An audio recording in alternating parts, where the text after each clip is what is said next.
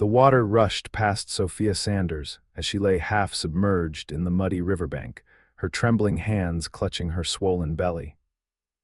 Blood trickled down her temple, mixing with tears as consciousness faded in and out like the Montana twilight. Only one thought kept her heart beating, the child growing inside her, innocent and unaware of the cruelty that had brought them both to the edge of death on this spring evening in 1876. Griffin Davis pulled his chestnut mare to a halt, the hairs on his neck standing on end. Something wasn't right. After 8 years of riding these trails between Helena and his small ranch, he'd developed an instinct for trouble. As the setting sun cast long shadows across the Missouri River, he spotted what looked like a bundle of rags washed up on the shore until he saw a pale hand move. "Whoa, girl," he murmured to his horse, dismounting quickly. His spurs clinked against the rocks as he scrambled down the embankment. What he found stole the breath from his lungs, a woman, clearly with child, beaten and abandoned. "Madam, can you hear me?" Griffin knelt beside her, gently brushing matted hair from her face. Her eyelids fluttered, revealing pain-filled green eyes that locked onto his with desperate intensity. "Please," she whispered, her voice barely audible above the rushing water. "My baby." Without hesitation, Griffin removed his coat and wrapped it around her shivering form. "I've got you now," he said, carefully lifting her into his arms. Her body felt fragile against his chest, yet he could sense a stubborn resilience in the way she fought to stay conscious. "I'm taking you home, and I swear to you, I'll never leave. You and your child are safe now." As he carried her up the riverbank to his horse, Griffin had no way of knowing how those hastily spoken words would reshape his entire existence. The woman in his arms was a stranger, but something told him their lives were now bound together by more than mere circumstance. Sophia drifted in and out of awareness as the steady rhythm of hoofbeats vibrated through her broken body. The man who had found her kept one arm firmly around her waist, his voice a constant reassurance in her ear. "Stay with me, madam, just a little further. My ranch is just beyond that ridge." Pain lanced through her with each movement, but the warmth of the stranger's body against hers was the first comfort she'd known in months. She forced herself to remain conscious, terrified that if she closed her eyes, she might never open them again and her unborn child would share her fate. "Who did this to you?" the man asked, his voice tight with barely controlled anger. Sophia couldn't bring herself to answer. The memories were too fresh, too raw. Her husband Thomas's face flashed before her eyes, not the gentle expression he'd worn when they'd married 2 years earlier, but the twisted mask of rage he'd worn when he'd discovered the child wasn't his. He'd beaten her senseless, dragged her to the river and left her for dead, all while spitting vile accusations.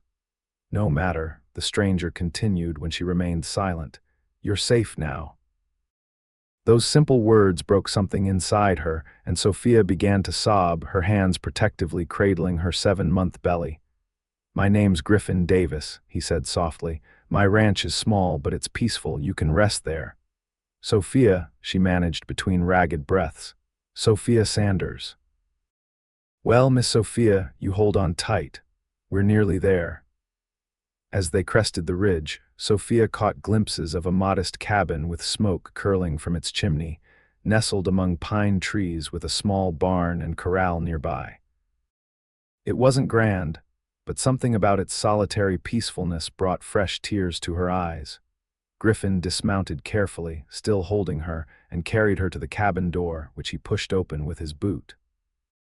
Inside was simple but clean: a wooden table with 2 chairs, a stone fireplace with a pot hanging above glowing embers, and a narrow bed in the corner. "It's not much," he said apologetically, gently laying her on the bed, "but it's home." Sophia tried to speak, to thank him, but exhaustion finally claimed her, pulling her into darkness. When she awoke, sunlight was streaming through a small window, and the smell of coffee and bacon filled the air. Griffin sat at her bedside, his expression brightening when he saw her eyes open. "Welcome back," he said, relief evident in his voice. I was beginning to worry. Sophia tried to sit up, wincing at the pain. Griffin immediately moved to help, placing pillows behind her back. "How long have I been asleep?" she asked, her throat dry and scratchy. "Almost a full day," he replied, pouring water from a pitcher into a cup and offering it to her. "How's the little one?" As if in answer, Sophia felt a strong kick against her palm. "Still fighting," she whispered, a faint smile touching her lips. Griffin nodded, satisfaction crossing his weathered features. He was younger than she'd first thought, perhaps 30 at most, with sun-browned skin and kind brown eyes. His dark hair was overdue for a cut, curling at the nape of his neck, and a few days' stubble shadowed his jaw. "I've sent for Doc Miller from town," Griffin said. "Should be here by midday. In the meantime, think you could manage some breakfast?" Sophia nodded, suddenly aware of her hunger. As Griffin brought her a plate of eggs and bacon, she noticed he'd cleaned and bandaged the worst of her cuts while she slept. "Why are you helping me?" she asked, the question escaping before she could stop it. In her experience, men didn't offer assistance without expecting something in return. Griffin paused, considering her question with a seriousness that surprised her. "My mother always said there are moments that test a person's character. Finding you by that river, that was my moment." He shrugged, as if embarrassed by his own sincerity. "Besides, no decent man would leave a woman and her unborn child to die." "My husband did," Sophia said quietly, the words bitter on her tongue. Griffin's expression darkened. "Then he's no man at all." He sat beside her on the edge of the bed. "You don't have to tell me anything you don't want to, Miss Sanders, but I meant what I said yesterday. You can stay here as long as you need. I'll never leave you to face this alone." Something in his voice, a certainty that went beyond mere kindness, made Sophia believe him, despite all the reasons her experience had taught her not to trust a man's promises. "Thank you," she whispered, looking down at her plate to hide the tears threatening to spill. Griffin cleared his throat and stood. "I need to tend to the horses and check the fence line. Will you be all right for a spell?" Sophia nodded, and he headed for the door, pausing with his hand on the latch. "Miss Sanders," she looked up. "Whoever he was, whatever he did, you deserved better." With that, he stepped outside, leaving Sophia to contemplate how completely her life had changed in less than 24 hours. Doc Miller arrived that afternoon, his buggy rattling up to the cabin just as Griffin was returning from his chores. The doctor was an older man with spectacles and a gentle manner that immediately put Sophia at ease. "Well, young lady, let's have a look at you," he said after introductions were made. Griffin excused himself to give them privacy, but the doctor called him back.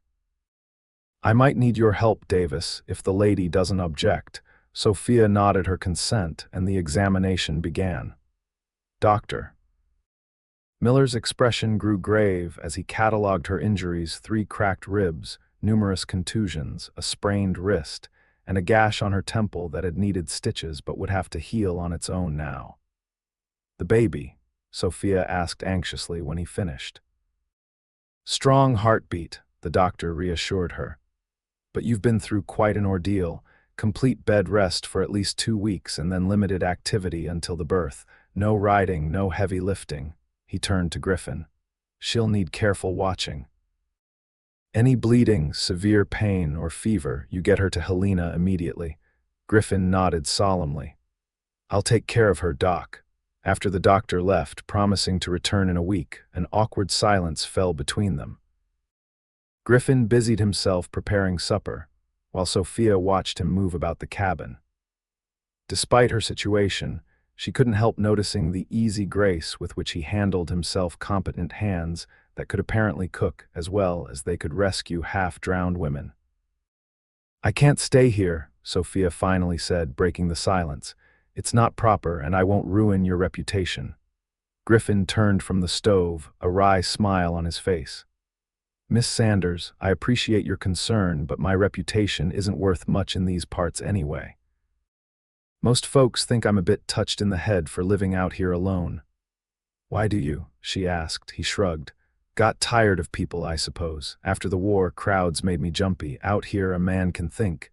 You fought in the war, Union cavalry. Enlisted when I was 18, too young to know better, saw things no boy should see. He stirred the pot on the stove. When it ended, I drifted west, worked cattle drives, broke horses, saved up enough to buy this place 4 years ago. And you've been alone all that time. A shadow crossed his face. Not always. Had a woman once thought we'd marry. She decided Helena was too rough for her tastes, went back east. He brought her a bowl of stew. What about you? How'd you end up in Montana territory? Sophia accepted the food, grateful for the change in subject. My husband Thomas heard about the gold strikes. We came from Pennsylvania 2 years ago. He worked claims while I took in laundry and mending. She paused, unsure how much to reveal. And the baby, Griffin prompted gently. Sophia's hand went to her stomach. Not his, she admitted. Thomas was gone for months last year, working a claim near Virginia City. I was alone, and there was a man who showed me kindness when I needed it most. She couldn't meet Griffin's eyes, shame burning her cheeks. He moved on before I knew about the baby. When Thomas returned and realized I was with child, he tried to kill you, Griffin finished, his voice hard. He said no man would raise another man's bastard, Sophia whispered. He'd been drinking. When he sobered up, he might have regretted what he did, but don't make excuses for him, Griffin interrupted, his hand covering hers briefly. No amount of liquor justifies what he did. That night, Griffin insisted on sleeping in the barn, giving Sophia the cabin's only bed. As days passed into weeks, they established a routine. Griffin would tend to his small herd of cattle and the vegetable garden in the mornings, then spend afternoons doing quieter work inside the cabin where he could keep an eye on Sophia. She, for her part, began helping with cooking and mending as her strength returned, grateful to be useful. By mid-June, Sophia's bruises had faded, though her ribs still ached when she moved too quickly. Her belly had grown considerably, and the baby's movements became stronger, more insistent. One evening, as they sat on the porch watching the sunset, the child gave a particularly vigorous kick that made her gasp. "Everything all right?" Griffin asked immediately. "Yes," Sophia laughed, placing a hand on her stomach. "This little one just has opinions about everything." Without thinking, she reached for Griffin's hand and placed it on her belly. The moment his palm touched her, the baby kicked again, and Griffin's eyes widened in wonder. "That's remarkable," he whispered. Sophia suddenly became aware of their closeness, of his hand resting on her, and the strange intimacy of the moment. She pulled away, flustered. "I'm sorry, I shouldn't have, no need to apologize," Griffin said quickly, though a flush had risen on his neck. "It's a miracle, feeling life like that." An awkward silence fell between them, filled with unspoken awareness. Over the past weeks, something had shifted between them, a careful friendship evolving into something neither was prepared to name. Griffin cleared his throat. "I should check on the horses before dark." As he walked away, Sophia watched him go, confusion swirling within her. She was still technically a married woman, even if her husband had tried to kill her. And Griffin, he'd been nothing but respectful, never overstepping bounds. Yet she couldn't deny the warmth that spread through her whenever he was near. A feeling that had nothing to do with gratitude and everything to do with the man himself. That night, a summer thunderstorm rolled across the mountains, bringing crashing thunder and sheets of rain that hammered against the cabin roof. The first clap of thunder startled Sophia from sleep, and despite her best efforts, she couldn't calm her racing heart as lightning flashed through the windows. Each boom seemed to shake the small cabin, reminding her of the violence she'd escaped. After a particularly loud crash, the door opened and Griffin appeared, soaked from his dash from the barn. "Are you all right?" he called over the storm's roar. "Yes," she lied, then gasped as another thunderclap boomed directly overhead. Griffin crossed to the bed, concern etched on his face. Without asking permission, he sat beside her and took her trembling hands in his. "It's just noise," he said gently. "The cabin's sturdy, we're safe." "I know," Sophia whispered. "It's foolish to be frightened, Not foolish at all, Griffin countered. Fear keeps us alive sometimes. He hesitated, then added, would it help if I stayed? Just until the storm passes. Sophia nodded, unable to voice how desperately she didn't want to be alone with her memories and fears. Griffin settled into the chair beside the bed, still holding her hand, his thumb tracing small circles on her palm. The simple touch anchored her, and eventually, despite the continuing storm, she drifted back to sleep. When she awoke the next morning, Griffin was gone, but she could hear him moving about outside. The storm had cleared, leaving a freshly washed world behind. Sophia rose carefully, her back aching from the weight of her advancing pregnancy, and moved to the window. In the yard, Griffin was splitting wood, his shirt clinging to his back with sweat, muscles working beneath the fabric. Sophia watched him for several minutes, admitting to herself what she'd been avoiding for weeks. She was falling in love with Griffin Davis. The realization should have frightened her. She was still married, still carrying another man's child, still healing from Thomas's betrayal. Yet all she felt was a strange peace, as if her heart had made its decision long before her mind caught up. As if sensing her gaze, Griffin looked up, catching her watching. Instead of looking away, Sophia held his gaze and smiled. After a moment's surprise, he smiled back, a real smile that reached his eyes and transformed his face. In that exchange, something unspoken passed between them, an acknowledgement that whatever was growing between them was mutual.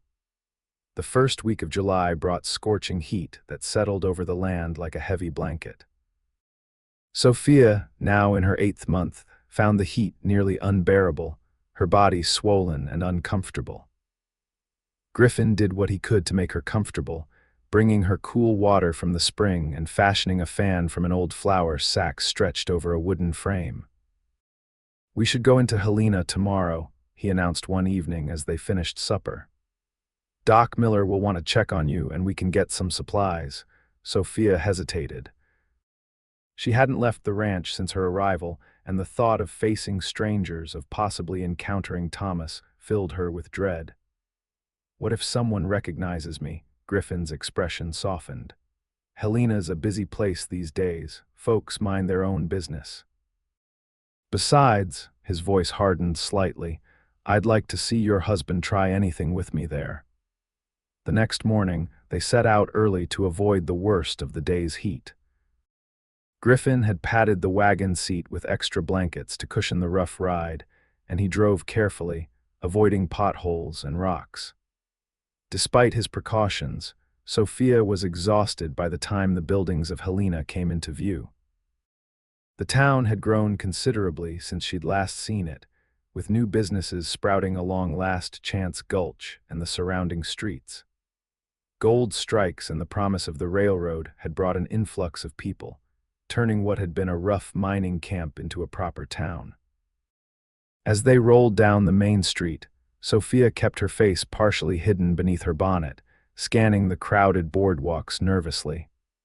Their first stop was Doc Miller's office, where the physician pronounced Sophia's recovery remarkable and the baby healthy. "Another month, give or take," he told them. "The little one seems well positioned. Have you been practicing your breathing like I showed you?" Sophia nodded, though the thought of labor still terrified her. The doctor patted her hand reassuringly. "You're strong, Mrs. Sanders. Stronger than you know, and you've got good support." He glanced meaningfully at Griffin, who stood by the door, hat in hands. After leaving the doctor's, they stopped at the general store. Griffin insisted on purchasing fabric for baby clothes and a small wooden cradle from the furniture maker next door. "You'll need somewhere for the little one to sleep," he said, when Sophia protested the expense. They were loading their purchases into the wagon when a shout from across the street froze Sophia's blood. "Sophia, is that you?" She turned slowly, dread pooling in her stomach.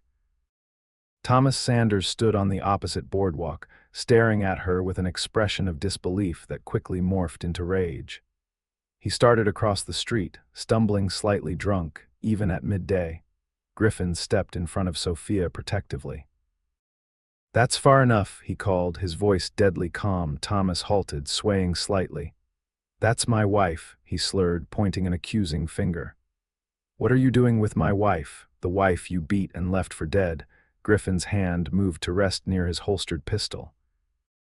The woman carrying a child you tried to murder, Thomas's face contorted. That whore, she's carrying another man's bastard. She deserved what she got. The words, spoken loudly enough for passers-by to hear, brought a rush of shame to Sophia's cheeks. But Griffin didn't flinch. Mrs. Sanders is under my protection now, Griffin said evenly. If you value your worthless hide, you'll turn around and forget you ever saw her. You threatening me, cowboy? Thomas took another step forward, revealing a knife in his hand. No threats, Griffin replied. Just telling you how it's going to be. Several bystanders had stopped to watch, creating a loose circle around the confrontation. Sophia saw the town marshal approaching from down the street, attracted by the commotion. She's still my legal wife, Thomas insisted, his words slurring together. I've got rights. You gave up those rights when you tried to kill her, Griffin countered. Now, I'm giving you one chance to walk away. Thomas's response was to lunge forward, knife raised. Griffin moved with surprising speed, sidestepping the clumsy attack and delivering a powerful punch that sent Thomas sprawling in the dirt. Before Thomas could recover, Griffin had drawn his pistol and was pointing it steadily at the fallen man's chest. That's enough. The marshal pushed through the crowd, hand on his own weapon. What's going on here? This man attacked me with a knife, Griffin explained, not lowering his pistol, after threatening Mrs. Sanders here. The marshal looked from Griffin to Thomas, who was struggling to his feet, blood trickling from his split lip. That true, Sanders, you pull a knife, Thomas spat blood. She's my wife, this man's stolen her. Your wife has bruises that haven't fully healed yet, Griffin said coldly. Tell the marshal how she got them.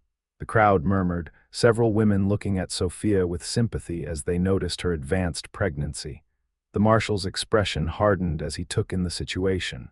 Sanders, you're drunk and causing a disturbance. Again. He sighed heavily. And now pulling knives, that's enough. You're spending time in my jail. He turned to Griffin. You pressing charges for the assault? Griffin glanced at Sophia, who had gone pale with shock. Not today, he decided. But I want it on record that Thomas Sanders is not to come near Mrs. Sanders again, ever, the marshal nodded. Understood, I'll have a word with the judge about a restraining order. He grabbed Thomas by the collar. Come on, Sanders, you can sleep it off in a cell.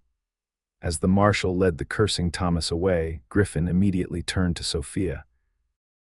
Are you all right? We should get you home. Sophia nodded mutely, still processing what had just happened. Griffin helped her into the wagon, then climbed up beside her. As they pulled away from town, Sophia finally found her voice. You called me Mrs. Sanders, she said quietly. Griffin's hands tightened on the reins. I'm sorry, I should have. No, Sophia interrupted. It's just, I don't feel like Mrs. Sanders anymore, haven't for a long time. Griffin was silent for a moment. What do you feel like then? Sophia considered the question carefully. Just Sophia, I suppose. Sophia who's starting again.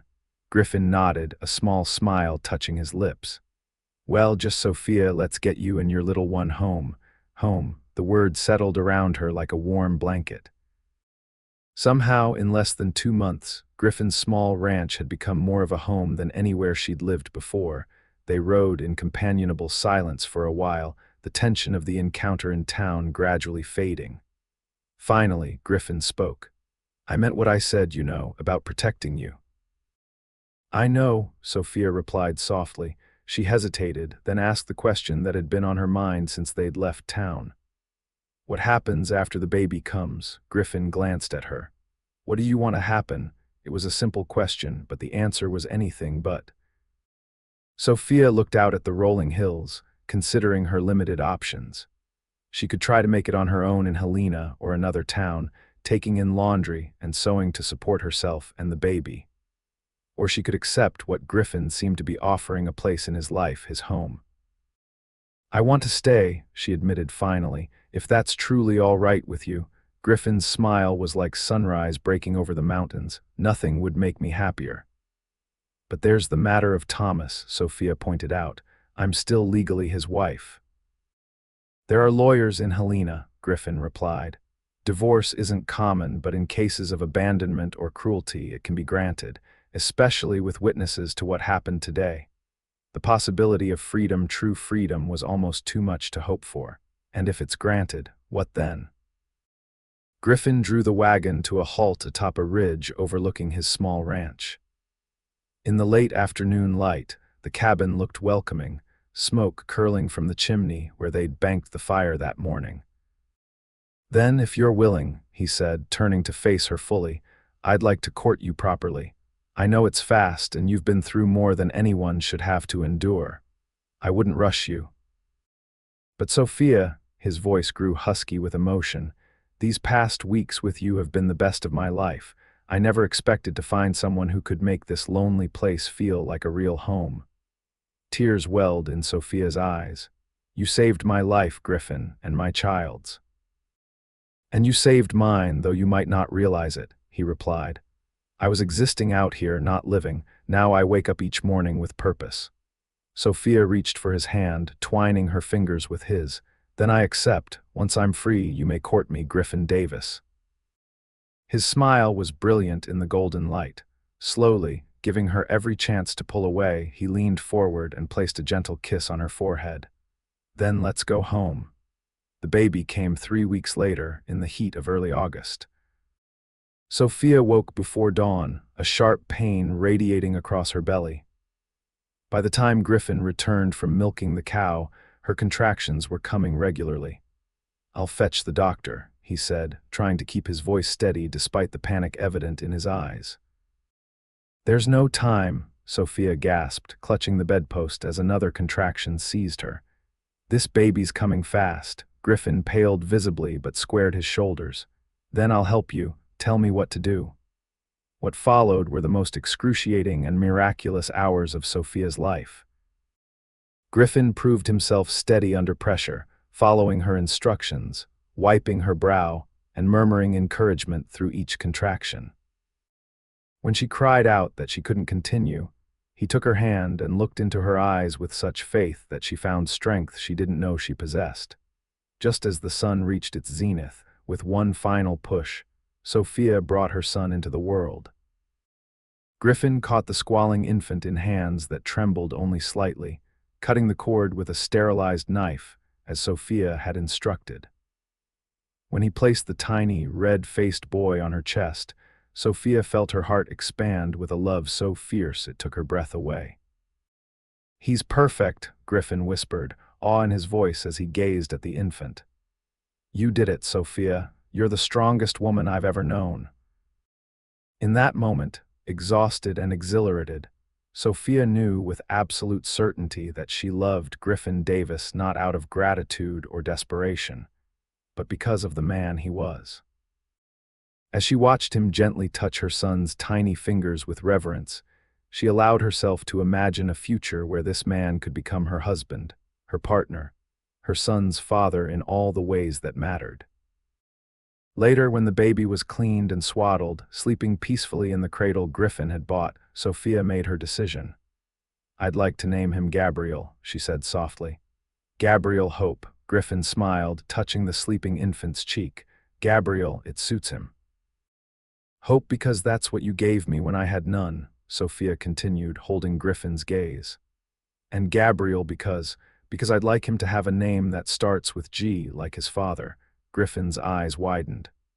Sophia, not by blood, she clarified quickly. But in all the ways that truly matter, if you'd want that. Griffin knelt beside the bed, taking her hand in his. I'd want nothing more in this world than to be a father to this boy. His voice broke slightly. And a husband to his mother when the time is right. 2 months later, with baby Gabriel bundled against the autumn chill, Sophia stood before the judge in Helena. Thomas, still nursing a grudge but aware of the witness accounts of his behavior, didn't contest the divorce petition. With the stroke of a pen, Sophia was free no longer Mrs. Sanders but Miss Sophia once more. Griffin was waiting outside the courthouse, hat in hand, nervousness evident in his stance. When Sophia emerged with a smile, legal papers clutched in her hand, his face broke into a grin. "Is it done?" he asked. "It's done," she confirmed. "I'm free." That evening, back at the ranch with Gabriel sleeping in his cradle, Griffin asked Sophia to step outside with him. The night was clear, stars sprinkled across the vast Montana sky like diamonds on velvet. "I promise to court you properly," Griffin said, taking her hands in his. "But I find I don't have the patience for a long courtship, not when I'm already certain of my heart." From his pocket, he produced a simple gold band. "This was my mother's," he explained. "She told me to give it to the woman who made me want to be a better man." He dropped to one knee, still holding her hands. "Sophia, will you marry me? Will you make this ranch a true home for us and Gabriel and any other children we might be blessed with?" Tears filled Sophia's eyes. "Yes," she whispered. "Yes, Griffin Davis, I will marry you." They were wed 2 weeks later in Helena's small church, with Doc Miller and his wife as witnesses and baby Gabriel in Sophia's arms. The ceremony was simple, but as they exchanged vows, Sophia felt a profound sense of rightness. This was not the path she had envisioned for herself, but it was infinitely better than anything she could have imagined. That night, after Gabriel was settled in his cradle, husband and wife stood on the porch of their cabin, watching the first snowflakes of winter drift down from the darkening sky. "Are you happy?" Griffin asked, his arm around her waist. "Happier than I ever thought possible," Sophia replied honestly, leaning into his embrace. "When you found me by that river, I was certain my life was ending. I never dreamed it was just beginning." Griffin turned her gently to face him. "I made you a promise that day, do you remember?" "You said you'd never leave," Sophia whispered. "And I never will," Griffin vowed, sealing his promise with a kiss that spoke of all the years stretching before them. 5 years passed, transforming Griffin's modest ranch into a thriving homestead. With Sophia's careful management and Griffin's hard work, they added a second bedroom to the cabin, increased their cattle herd, and planted an orchard that promised abundant fruit in years to come. Gabriel grew from an infant into a sturdy, curious boy with his mother's green eyes and a spirit of adventure that kept his parents constantly on their toes. He shadowed Griffin everywhere, proudly declaring to anyone who would listen that he was helping his pa with ranch chores. In the spring of 1879, Sophia gave birth to a daughter they named Elizabeth, a peaceful baby with Griffin's dark hair and calm demeanor. 2 years later, twin boys joined the family, James and William, completing their family circle with double the mischief and double the joy. On the evening of their 5th wedding anniversary, with the children finally asleep after a day of celebration, Griffin and Sophia sat on their expanded porch, watching the sunset paint the sky in shades of gold and crimson. "Do you ever think about that day by the river?" Griffin asked, his arm around her shoulders. Sophia nodded. "Sometimes, it seems like another lifetime." She looked up at her husband, the years having added a touch of silver at his temples and lines of laughter around his eyes. "Do you know what I remember most clearly? Not the pain or the fear, but the moment you said you'd never leave. In that moment, I believed you, even though every experience had taught me not to trust a man's word." Griffin tightened his arm around her. "Best promise I ever made, and kept," Sophia added, kissing him softly. Inside the house, one of the twins began to cry, quickly joined by his brother in perfect harmony. Sophia laughed and rose to her feet. "Duty calls." Griffin caught her hand, his expression suddenly serious. "I love you, Sophia Davis, more today than yesterday, but not as much as I will tomorrow." The simple poetry of his words touched her deeply. "And I love you, Griffin Davis, forever and always." As they went inside together to tend to their children, Sophia reflected on the journey that had brought her here. From the darkest moment of her life on that riverbank had come the greatest blessing, a man who had kept his word, a love that had healed her wounds, and a family that filled her days with purpose and joy. The abandoned woman left for dead had found not just survival, but a life overflowing with love, all because a cowboy had carried her home and promised, "I'll never leave." And he never did.